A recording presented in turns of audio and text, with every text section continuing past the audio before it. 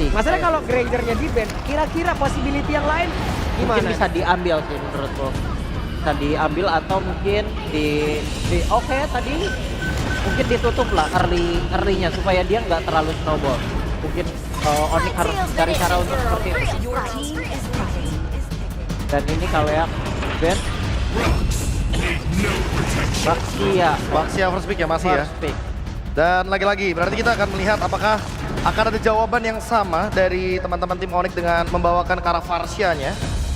Karena dari tadi kita mungkin punya pertanyaan yang sama ya. Apakah emang Farsia-nya ini yang jadi problem? Ya, tapi Parsa ini oke banget kalau mau diambil. Farsia. Sekarang dulu diambil awal. Satunya aku pengen bilang Matilda, tapi agak beda sedikitnya kalau Matilda. Wah, terlalu cepet kah Om untuk Matildanya? Farsia cowok. Parsa dulu pas satu. Farsia ya. Kacau masih ya. Berarti mereka ingin menemukan jawaban dari screening yang terjadi di area mid lane. Mereka ingin mempercepat bagaimana fokus mereka untuk menuju atau menghancurkan bagaimana minion equilibriumnya. Ya, tapi masih sama berarti ini Granger akan keluar lagi. Kemungkinan besar. Ya, Granger. Granger akan keluar lagi. Kalau sampai ini, Tapi jangan sampai one-one gift ya. lagi. ada perubahan nih. Karena gini, kalau misalkan timingnya tepat, itu kick dari The Way of Dragon bisa di-deny dengan adanya real world manipulation. Ya, dan jangan lupa tadi adanya kombinasi dari Dead Sonata, Void Crystal, Void Blast, hilang Santai Hilang. dan Parsa. Tuh, Ya. Farsia. Yap. Dan kombinasi hero-nya ini kalau sampai 60% dan tadi mereka track record tadi mereka udah kena juga loh. Bisa mereka menggunakan hero yang sama sampai 3 hero aja. Nah, ini dia pertanyaannya, Kalah Onyx tadi. akankah muncul mungkin dari one-one-nya lagi ya? Karena untuk game ke-7, aku merasa Baxia-nya kok bisa belok nih ke arah yang lain. Bisa banget. EXP juga bisa ya dia ya. Atau mau tetap pilih Romer nih. Kira-kira buat Baxia ya. Tapi tergantung dari pick dulu, Cici. Nah ini dia. Ini yang aku suka adalah munculnya Cici. Dibelokin Baxia, mau Wait, gak mau? itu dia. Mau Aku nggak merasa kayaknya Onyx bakal nge-ban ke arah Yishun Shin, tapi Onyx juga punya kesempatan untuk ngambil ke arah Fredrin or even ke arah Xbox Om. Ya, Xbox aku suka banget Xbox. Jauh lebih safe, jauh lebih aman daripada Alpha. Betul. Xbox nih mungkin juga lebih kuat Om. Ketika dia ketemu sama Jeep yang notabene nggak burst, sebagai yang nggak burst, beda sama Parsa kalau yang dia cepat untuk pecah piraganya ataupun iya. Valen yang dia bisa di copy untuk Last Insanity-nya. Last Insanity-nya betul. Itu repot banget ya jadinya ya. Malah HP dari Valentina bertambah terus dengan ada Last Insanity, tapi ketika meledak dia nggak punya Viraga Armor, jadi HP tetap segitu. Betul, dan dia bisa dash out untuk keluar ketika habis pecah. Oke, Lucas udah di-ban. Yishun Shin gimana coach? Yishun Shin juga Tapi kok pasti band gak sih? Itu Alpha-nya udah di-ban soalnya. Pasti Menandakan berarti Baxia ini masih mau di-flex. masih mau di Xbox masih ada Xbox. Itu dia. Pertanyaannya akan ada di Onyx. Akankah mereka melakukan deny terhadap satu Yishun Shin yang dari kemarin memberikan kemenangan bagi RRQ? Setuju, dan ini sakit banget sih. Yishun bisa nabrak-nabrak ke belakang kan. Parsa Iya. bisa, Transversia bisa hindarin juga damage dari Cho. Tapi kalau ngomongin soal MM, Yishun Shin itu MM untuk Onyx itu bagusan one-one lagi kah atau ke arah Iritel Om yang buat ngejawab Yif-nya juga nih. So far aku suka retail deh. Iritel. Iya, retail. Soalnya udah ada Yif juga kan, kayak kalau one-one di dalam real world hidupnya berat lah. Iya, pasti. hidupnya berat. Berat Hidupnya kan? emang Udah berasa kan sebagai user one-one 3000. kejar-kejaran sama waktu. Om. Iya kayak pecah gak ya? Iya, pecet gak ya? Waduh, selamat datang untuk Bapak Menpora. Selamat menikmati game ke-7. Anyway, ini adalah sebuah momen di mana kita akan melihat juara dari MPL Indonesia Season 15 yang nantinya akan mengangkat satu trofi terbaru, The Immortal Trophy. Iya loh. Sampai datang menyaksikan sampai larut malam. Nah, semangat Pak. Karena ya ini Mas. dia, satu game terakhir. Yap. Karena setelah ini siapapun itu yang menang, siapapun itu yang hancur base-nya, mereka harus menerima bahwa mereka kalah di Grand Final. Dan siapapun yang menghancurkan base-nya akan mendapatkan kemenangan. Link di band juga coach. Oke, gak ada link. Yang dimana ya balik lagi sih masih dengan Xbox yang masih oke banget kalau memang mau dipakai ya buat Xbox. Atau bakal menuju ke arah hero dari Xavier terlebih dahulu dan itu akan menuju ke arah Cloud. Oh, ini gua suka, tapi aku suka loh Cloud. Iya. Give Pop damage kan mainnya. damage, give, Tapi bahkan late game banget gak sih Om? pasti. Tapi Wah. feelingku ini udah Onyx harusnya ke arah udah Tank jungle sih. Udah Tank ke tank jungle, jungle. ya, Udah tank harus, jungle. udah harus. Tank jungle betul. Fred masih ada kan Fred? Oh itu dia, tapi dibelokin. Ada Hayabusa, ada Gatot Kaca. Sehingga Baxia-nya masih bisa atau memungkinkan banget untuk ditaruh di XP atau bahkan di Roamer. Tank jungler terakhir. Redrin. Redrin. Aku export. Xbox juga ada. Atau zaman dulu, kalau zaman dulu aku mau pengen bilang Grok zaman dulu. Wah, Aku Fredrin juga. Redrin ya. Redrin export. Apapun itu, tank jungle dia bakal ngejauh banget dan memberikan ruang bagi Cloud. Yap. Karena Cloud-nya emang bener-bener butuh banget badan, butuh banget screening di depan. Dan ingat, Cloud ketemu Granger, laning-nya itu buruk banget. Jadi emang bakal repot banget untuk Granger nantinya. Untuk memenangkan early game. Dan nanti di late game baru Granger-nya repot karena butuh Wind of Nature. Immortal One chose me to vanquish the shadow. Suyo? Wow. Yap, sesuatu yang agak kita lupakan Suyo. Karena magic damage sudah gak ada untuk Suyonya, jadi agak sedikit lemah Dan sebenarnya. lawan Assassin, Om. Iya. Itu dia teman-teman. Jadi ini dia drafting phase yang sudah selesai dari masing-masing tim andalan kalian. Sonic Kingdom, kuatkanlah doa kalian, Pegangan. kuatkanlah support kalian, pegangan mulai sekarang. Apapun hasilnya, mari kita saksikan bersama-sama The Hourcaster bakar ini semua. Thank you so much panelists. One last chance. Gak ada kesempatan lagi setelah game ini. Satu Immortal Trophy terbaru. Siapakah yang akan mendapatkannya? Apakah Sang Raja Langit? Apakah Raja dari segala raja? So Jakarta. Mana tepuk tangannya? Let's go to the lane of town. Game 7 Royal Derby. Sebuah series yang panjang. 6 game sudah kita lihat dan 1 game terakhir. May the best team win. Karena ini kan bisa menjadi milik dari siapa aja. Sementara kalau kita ngeliat dari segi drive juga ini sepertinya masih terlihat sama ya. Gimana Onyx mereka akan coba memperkuat adanya poros mid lane mereka. Sementara Suyo yang setelah 6 game tadi kita nggak lihat sekarang muncul. Yes, dan bakal lihat Tyrant. Kali ini bukan dengan hero initiate. Dia hero badan. Bakal menjadi badan untuk para pasukan dari tim RRQ dan Onyx. Lutfi berbanding terbalik. Hero damage loh. Memang Bo Tapi lihat Idong di depan sana masih bertahan dengan Revitalize. Dan bakal mundur ke arah belakang. Social jenis kami. Target utama dan bahkan first blood di tangan para pasukan dari tim Onyx. Tapi ternyata di balik itu semua pertukaran yang tidak cukup adil, double kill. Meanwhile Toy, one by one situation dengan Savero. Blazing duet from Savero. Akankah menggetarkan Jakarta International Velodrome? memang gemes kali yang lihat Idok yang memang tekarat banget.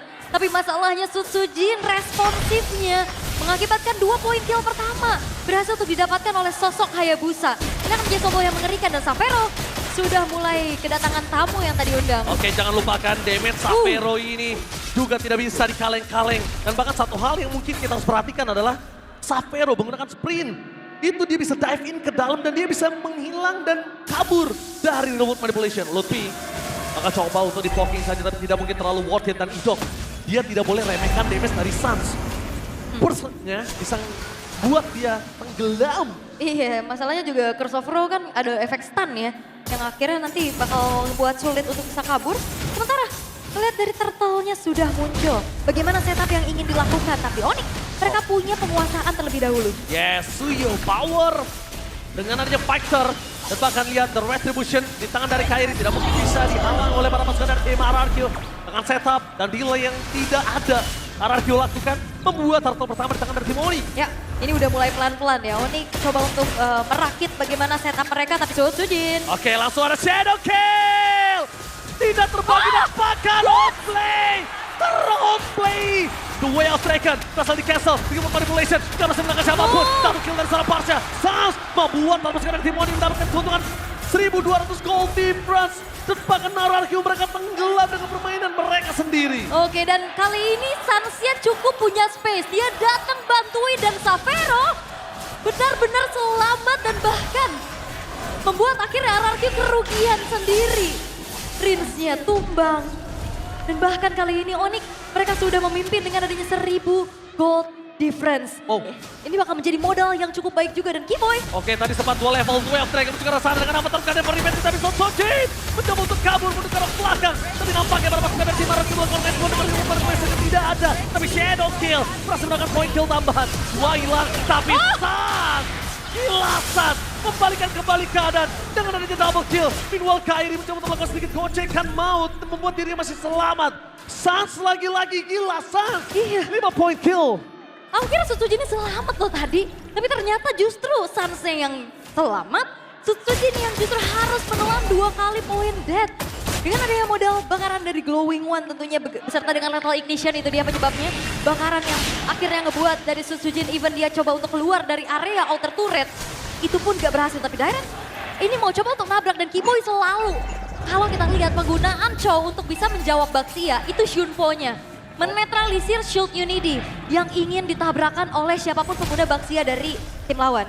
Oke, dan bahkan kalau tim lawan kita bisa bicarakan satu hal yang mereka inginkan dari tim Onyx adalah team fight. Dia punya power banget untuk team fight. Dia punya power banget dengan Kairi dengan level yang cukup tinggi. Bahkan bentar lagi berbicara 2 level difference. Itu nggak baik untuk adu retribution. Dan sedangkan kondisi saat ini Onyx mereka punya keunggulan 1500 gold. Alright, pelan-pelan sedang coba untuk merajut bagaimana kembali setup untuk bisa mengontrol objektif netral. Turtle sekarang yang sudah muncul tapi Dairen dan 5 pemain dari RRQ sudah mulai Minus 1 jantung. Deg-degan. Kali ini Ludwig dengan damage cukup banyak. Tidak boleh Avengers Sensor pop up. Tapi dengan Real Movement mulai bisa menutup jalan para pasukan dari tim Onyx untuk bisa masuk lebih dalam. Avatar Guardian sudah mendapatkan 1. Tapi damage terlalu besar. Dengan Revitalize masih untuk bertahan. Sensor pop up. Dan tidak ada yang bisa mendapatkan the blending wave from Sapero. Ternyata tidak bisa berhasil mendapatkan point kill tambahan karena retribusi dari Sutsujin berhasil melakukan 1 turtle. Secara pelanggan tertake down. Double kill dari seorang Ludwig. Dairen tidak ada jalan untuk pulang. Dan bahkan the one last man standing ada di Sutsujin. Wah, Sutsujin memang mendapatkan steal power terhadap turtle-nya. Tapi dibayar dengan adanya 4 pemain, itu bukan menjadi sebuah trade yang worth it. Shadow kill di bawah jauh, minionnya tidak terclear. Dan membuat tim Onyx kali ini mendapatkan informasi tidak ada shadow kill. Oke, dan masalahnya juga ini kalau misalkan Sapero dibiarkan punya space seperti ini akan menjadi bom waktu yang akan meledak nantinya. Split push power, tabrak belakang, dengan adanya cicilan-cicilan. Attack speed, damage per second yang tinggi, Dairen dan Idok ini bisa bocor juga. Yes, bukan hanya bocor. Mereka saat ini bahkan melihat Sapero sudah di dalam powernya. Tidak dengan late game sekali, memang tidak dengan power peak dari Sapero yang mungkin kita lihat biasanya dengan adanya Harit. Tapi lihat cloud-nya. Apakah Sapero kerasukan Paman W? Uncle W. Iya. Ya, apalagi kan ini game terakhir ya.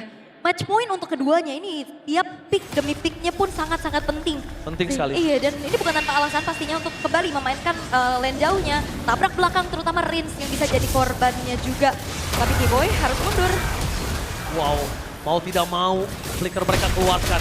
Menandakan mungkin selanjutnya Turtle yang mungkin ada di tangan Onyx dengan 4.200 gold difference ini masih bisa ditanggulangi. Cuma mereka tidak menemukan jawaban untuk head to head antara Hayabusa dan juga Cloud. Ya. Ini kalau udah ada Immortality, Sutsujin akan berat banget nantinya. Bener, Winter Immortal bakal jadi PR. Tapi lagi-lagi untuk RRQ ya, mereka bisa memanfaatkan power dari Toy nantinya untuk arah itu late game, untuk di team fight terutama. Karena enak banget nantinya untuk ada combo bersama dengan Rins. Frontline-nya ada Dairen dan Idok. Tinggal gimana cari positioning walaupun lini belakangnya juga cukup terancam. Karena flanking gameplay ataupun outrange dari Farsa ini akan sangat-sangat juga bisa mengganggu di mana positioning dari Toy itu berada. Oke, ditambah lagi Sapero, kita tahu tidak ada yang bisa mengikat dia secara pasti dengan sprint yang dia miliki. Dan Turtle akan didapatkan oleh Kairi, mendapatkan keuntungan yang sangat mahal dengan 4.500 gold difference dan makin termultiply. Makin lebih banyak lagi, makin lebih tinggi lagi gold yang dimiliki dari tim Onyx. Ya, dan lihat ini lane atasnya udah mulai dikontrol oleh Kairi. Sementara Sutsujin sedang mencari celah demi celahnya untuk bisa memperkaya dirinya.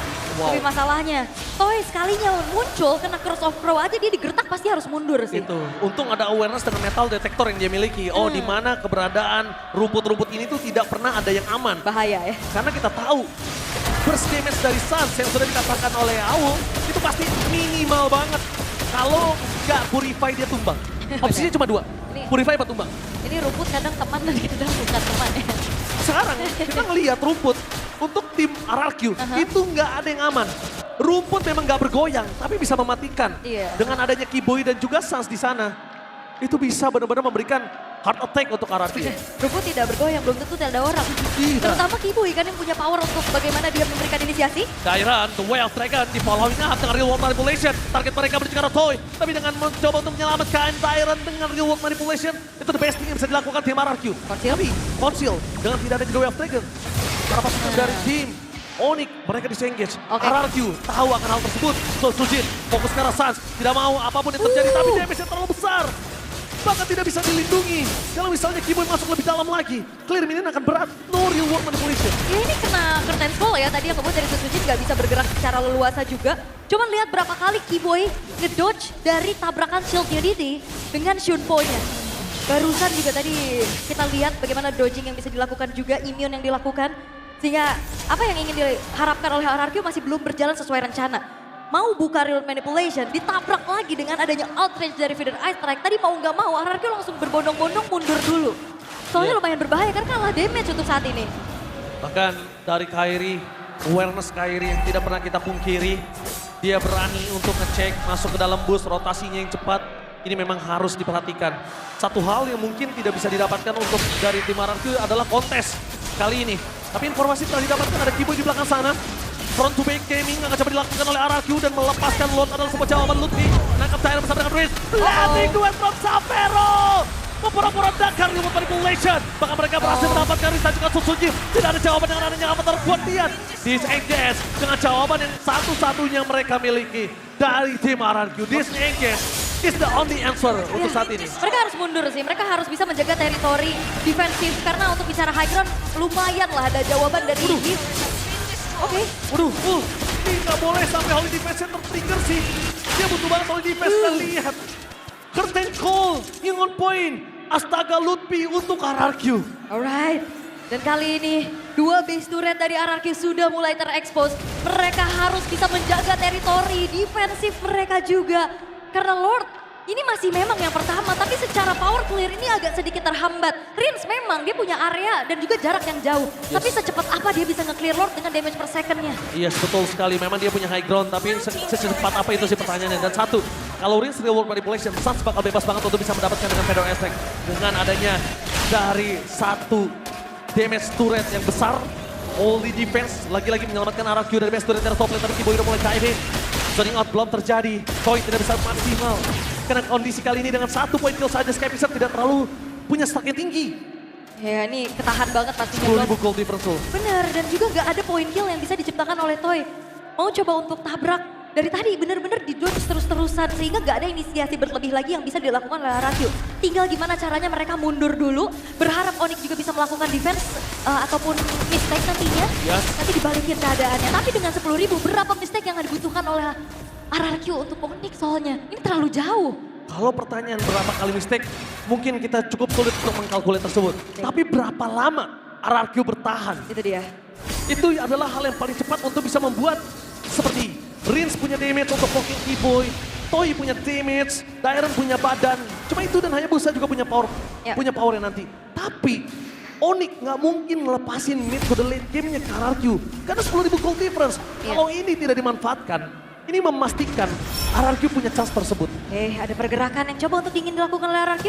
Dengan adanya konsil, tapi awareness dari Lutfi yang langsung trigger mundur secara disiplin sehingga akhirnya apa yang coba untuk diupayakan oleh RRQ, mereka urungkan niatnya. Mereka tarik mundur lagi, mereka gencatan senjata untuk bagaimana men-setup defense. Karena kayaknya kalau misalkan kontes di Lord berikutnya, ini agak berat buat RRQ. Jawaban untuk mereka bisa mengatasi Lord selanjutnya, justru belum mereka temukan untuk saat ini. Belum ada. Kita lihat terlalu jauh dari segi adu retribution. Gold sudah pasti, Rins gak bisa menumbangkan Sans dengan solo. Sans sebaliknya malah bisa menumbangkan Rins dengan instan. Jadi ini menjadi pertanyaan. Dengan tanpa ada Holy Defense, gimana cara mereka bertahan? Tuh, tidak ada Holy Defense, Lord yang sudah ter-enhance sepertinya mengikhlaskan adalah satu hal yang mungkin bisa dilakukan oleh RRQ saat ini untuk Lord yang kedua. Lebih coba untuk bagaimana mereka kembali melakukan setup defense-nya. Walaupun memang agak berat dan lagi-lagi. Buset, Rins! Godlike! Kilasan!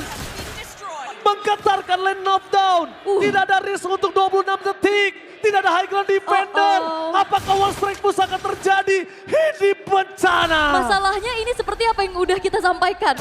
Rinsnya aman, ini lumayan bisa ketahan, tapi Rinsnya hilang di saat Lordnya sudah mulai masuk ke dalam top lane. Konten kau telah dibuka. Pestur menjadi pilihan utama. Sas memiliki satu buah BRS damage dengan Fedor yang terkait kembali. Melakukan claiming dengan sangat cepat. Pestur bukan yang sangat besar. Gak bisa mereka pertahankan. Tapi dengan Avatar of Guardian tidak mendapatkan apapun. Dan ini bencana. Base-nya bebas. Long tidak bisa ditanggung lagi. Dan bahkan sang Raja Langit berhasil bangkit dan kembali merebut tata mereka. Mengubur mimpi RRQ untuk mengangkat Immortal Trophy MPL Indonesia. Pertarungan para raja, tapi tahta masih menjadi milik dari sang Raja Langit yang sudah bangkit. Lagi-lagi, Velodrome menjadi sebuah venue yang cukup menyakitkan untuk RRQ. Raja dari segala raja yang harus tunduk, yang masih belum bisa menggapai bagaimana tingginya langit. My God! No way! RRQ yang hampir saja bangkit dari kubur. Setelah 5 season mereka terkubur, ternyata mereka harus tertunduk lemas.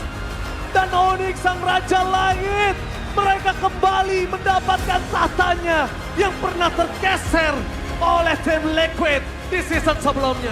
Masih dengan tim, dengan trofi terbanyak, dengan gelar juara terbanyak juga di MPL Indonesia. Kembali lagi, sang Raja Langit mampu membawa pulang mahkota mereka. Oke, lihat 7 game berjalan, perjuangan keras. Tim Onyx bounce back, mendapatkan 2 poin di awal. Ternyata buat mereka harus sabar. Sempat ditumbangkan 2 poin kembali. Bounce back, game by game. Mereka jajaki. Dan Onyx kembali lagi mendapatkan juara di tempat yang sama. Yes. Dengan rookie yang berbeda. Tapi kita juga harus berikan tepuk tangan apresiasi pastinya atas perjuangan dari RRQ Oshi. Yes. Mereka sudah berjuang. Mendapatkan 3 game secara beruntun bukan hal yang mudah. Bounce back dari kekalahan 2-0. The mentality from Kings of Kings. Mereka bangkit. Tapi sayang sekali, 1 poin terakhir tidak bisa mereka dapatkan. Dan itu dia kenyataan pahit. 5 season bertambah menjadi 6 season. RRQ harus menguburkan mimpi mereka mengangkat trofi Immortal MPL Indonesia. Tapi ini dia tim yang sudah berjuang dengan keras, tim yang membawa Grand Final. Berikan tepuk tangan yang meriah untuk RRQ OC. Mereka sudah berjuang. Mereka sudah melakukan yang terbaik. One last ball. Thank you so much RRQ OC. Nice try. Nice try. Perjuangan kalian belum selesai. We will see you at MSC Hoshi. Yes, masih ada EWC yang harus mereka perjuangkan. Harus mereka dapatkan. Tapi jangan lupakan, ini dia MPL Indonesia. 4,1 juta penonton lebih. Siaran langsung. Membuat macet Rawamangun, Jakarta Timur. Benar. Velodrome hampir diguncang. Terima kasih Sobat Mobile Legends Indonesia. Dari Sabang sampai Merauke yang kalian menyempatkan diri datang. Tanpa kalian, MPL Indonesia bukan apa-apa. Tugas kalian belum beres ya.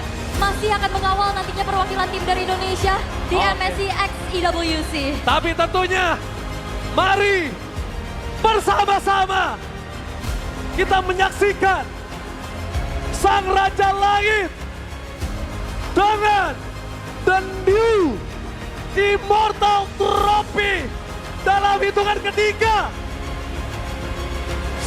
1, 2, 3, please welcome the champion of MPL Indonesia, Tim Onyx!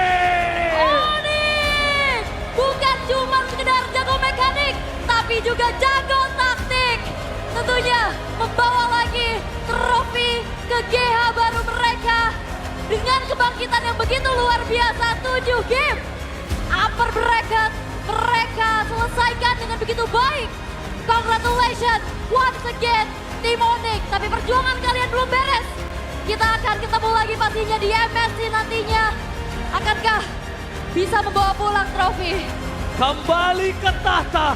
Tentunya saya Ranger Mas. Dan juga Mewakili semua caster dan juga panelis yang bertugas selama MPL Indonesia. Mengucapkan terima kasih, mohon maaf kalau salah kata. Karena selanjutnya kita akan berikan ke spesial Bune Mongstar dan juga Alisa yang sudah siap di sana. Take it away.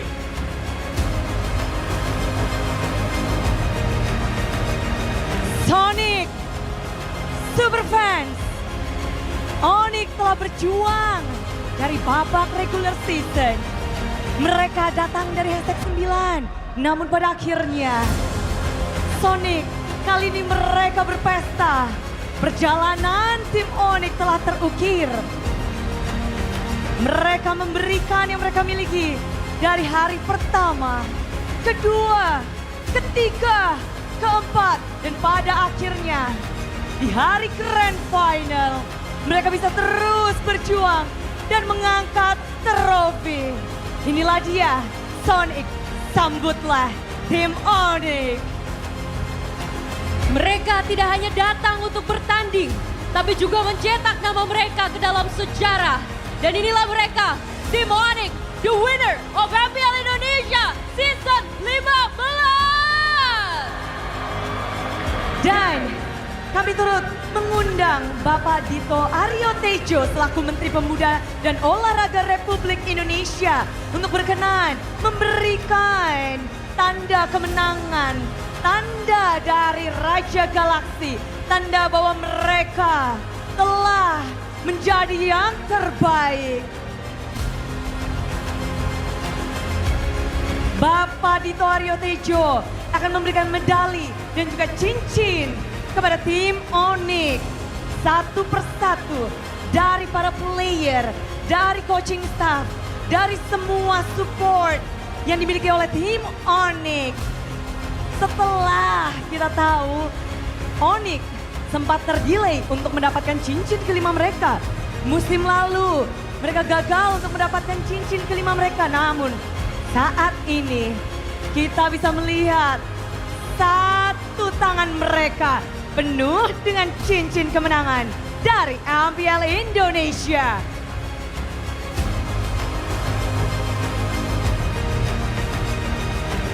Medali disematkan, cincin di jari-jari sang pemenang juga telah dipakaikan. Semua player berjuang sampai hari ini. Mereka datang dari bawah, mereka berjuang hingga ke atas. Semua jerih payah, strategi, dan juga kepercayaan diri mereka berikan. Coach Yep, jarimu begitu kacing-kacing babling-babling. Perjuangan Tim Onyx tentunya bukanlah perjuangan yang mudah. Berangkat dari hashtag 9 menuju Riyadh. Semua yang telah bekerja keras dari tim Onyx, kita melihat banyak sekali perubahan yang terjadi. Dari minggu yang pertama, sejak MPL dimulai, banyak kejutan yang telah mereka berikan. Bukan hanya dari para player, namun juga dari strategi, gameplay, dan juga kita bisa melihat bahwa hero-hero yang mereka gunakan pun mengulik sekali. Dari menggelitik sampai kita bisa terbelanga karena kebolehan dari tim Onyx.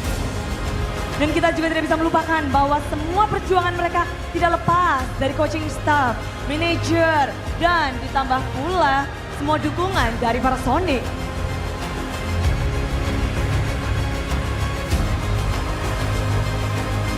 Semua keluarga dari Onyx kita bisa melihat bahwa mereka menselebrasi. Mereka berjuang, mereka terus tumbuh. Dan tentu saja kemenangan ini telah disaksikan oleh seluruh super fans, oleh seluruh Sonic. Dan tentunya kita penasaran bagaimana dari Bapak Dito Aryo Tejo melihat kemenangan dari tim Onyx. Kita akan mengabadikan momen ini dan benar-benar Bude penasaran bagaimana dengan pandangan dan dukungan juga karena mereka adalah sang juara dari MPL